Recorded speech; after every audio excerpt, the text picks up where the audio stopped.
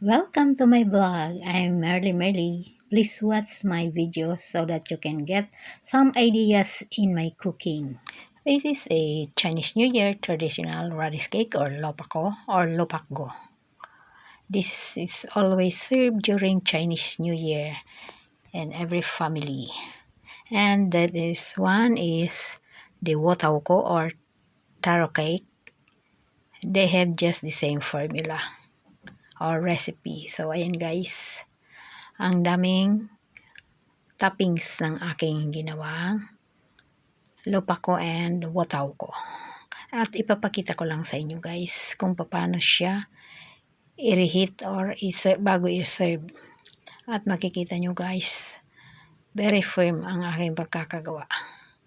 Kasi siksik na siksik sa molder. Dapat ganyan guys para maganda kapag hinihiwa. Wala siyang butas-butas. Just give at least half an inch of slices. Ayan. Before reheating. At yan guys, mag-steam tayo.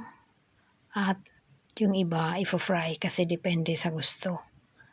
Mayroon gusto ng fry, mayroon gusto ng re-steam. So, ayan, steam natin ang kalahati. Just at least 5 minutes. And cover it. At yung iba naman, ifo-fry natin. And very little oil. At habang pina-fry siya guys, magdadagdag tayo dyan ng some drops of water para mas malambot siya. Ayan. Hindi siya dry. So, ganyan lang at takpan natin para talagang ma-reheat pati sa gitna. Ganyan lang guys, kasimple. Ang ating Chinese dim sum. At siniserve yan guys sa kanilang mga visitor during their siesta or chika-chika with some hot tea.